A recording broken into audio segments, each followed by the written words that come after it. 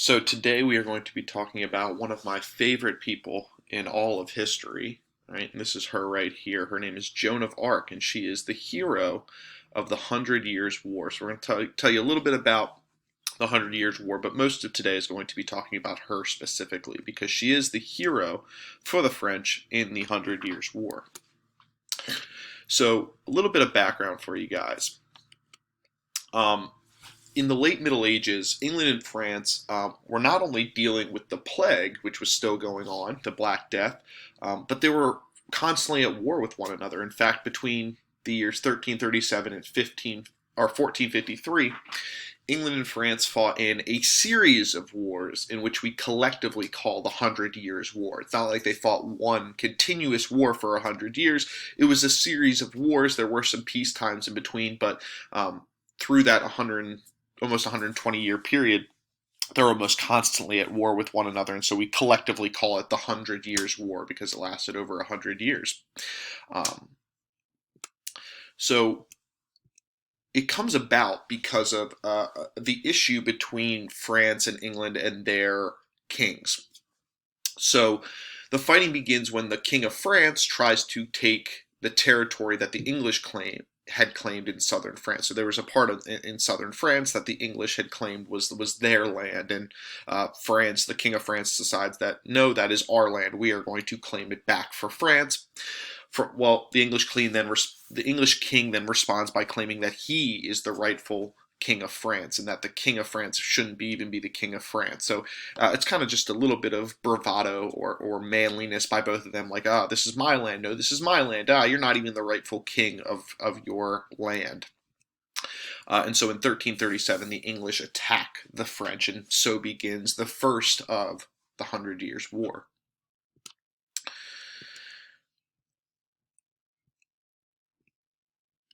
So the beginning part of the Hundred Years' War was really a large English victory. I kind of break up the Hundred Years' War into two parts. The first half, or well, over half of the war, until 1428, the English are defeating France throughout the war. They've won several key victories. They've conquered Paris, the capital of France, and so by 1428, the English are attacking one of the last major strongholds of France called Orleans. It's actually where we get the city of New Orleans in the United States from, is named after this French city. Well, it's at the Battle of Orleans that a young French peasant girl known as Joan of Arc leads the French army to victory.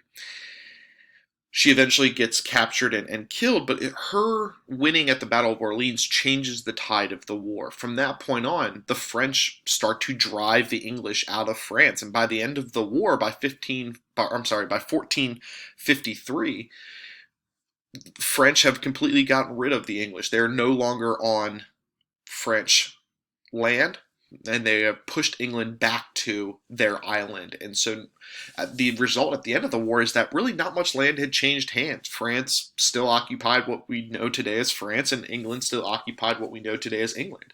But the turning point of the war is this Battle of Orleans, and Joan of Arc really plays a crucial role in that.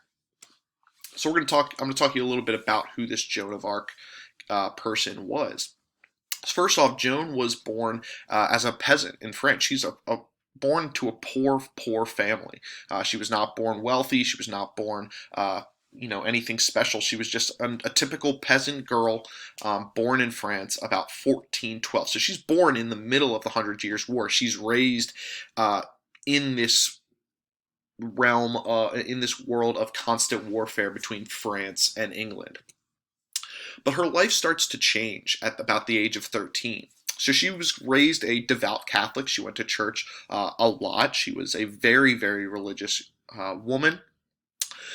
But when she's 13, she starts to receive religious visions. She's starting to hear voices, and she eventually starts to see people that she believes are angels talking to her and telling her that she needs to fight the English during the Hundred Years' War, that she is destined to lead the French people against the English to win the war. So in 1429, when she's about 16 years old, she travels to the capital of France, and talks to the king of France at the time, whose name was Charles. And she's able to convince him that her visions are divine, that she is actually seeing these visions from God, that she should leave the English army, and that, or I'm sorry, leave the French army. And that is so incredible that a 16-year-old, someone not much older than you guys, is able to convince the king of France that she should lead the army. At a time when women were supposed to be very much confined to the house. They were supposed to take care of the children and take care of the home and cook and clean and all that kind of stuff.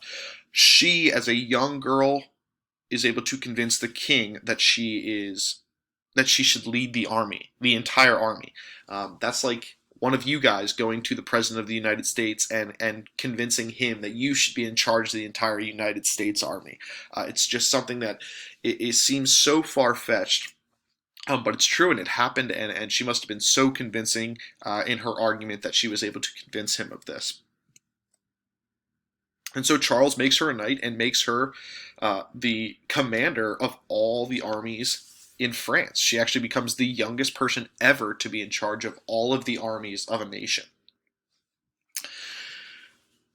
So in May of 1429, Joan leads the French to victory in that Battle of Orleans. She defeats the English at Orleans and is able to strike this massive victory for France, and really becomes the rallying cry for the rest of France. The rest of France kind of rallies around her.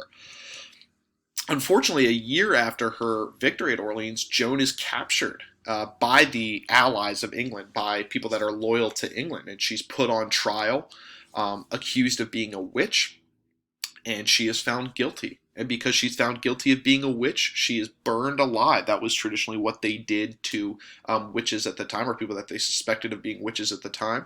And she was burned alive in 1431 at the age of 19 years old.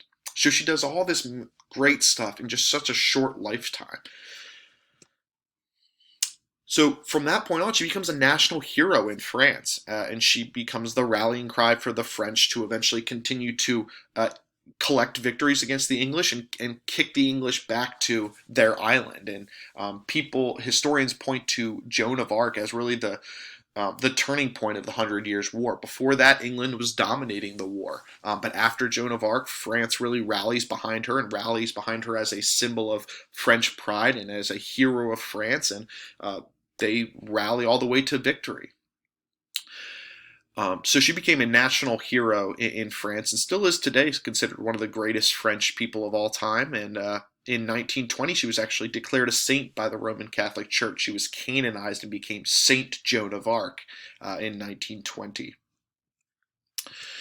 So we really mark we're now at the end of the Middle Ages. This is the end of our chapter 8. We'll start next week with chapter 9. And we really see the decline of feudalism, and we mark the end of the Middle Ages by the decline of feudalism. And this happens for a number of reasons. One of them is the plague, the Black Death that we talked about earlier this week. Another reason is the Crusades. Another reason is this 100 Years' War. All of these really broke down feudalism and signal the end of the Middle Ages and into what we call modern Europe. So here's a little kind of chart that how historians mark medieval Europe from what we call modern Europe.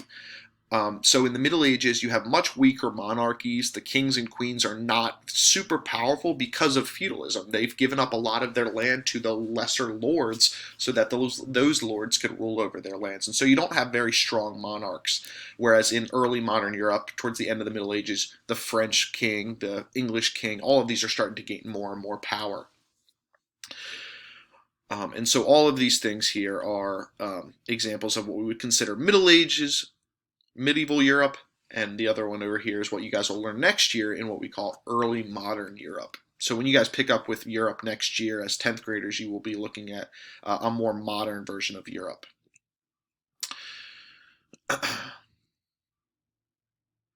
So what happens is at the end of the Middle Ages, you now have these powerful central governments run by kings. And so as the Middle Ages come to an end, people start to study classical texts. They study the classical texts of Greek philosophers, Aristotle, Socrates, They study many different people, all the great scientists that we looked at during the Rome and the Greek units, guys like Pythagoras, guys like Hippocrates, and stuff like that.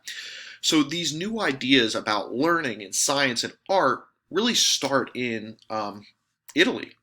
And so we mark this as what we call the Renaissance. So the end of the Middle Ages really brings about what we call the Renaissance period. And you guys will start next year. When you talk about Europe next year, you'll start with the Renaissance period. So that is the end of chapter 8. That is my little info about Joan of Arc. Please make sure you guys go through and read through that infographic I have on Schoology, and then take the little review I have of Joan of Arc at the end there, at the end of day 10. That's your assignment for the day. You may use the infograph as you complete it.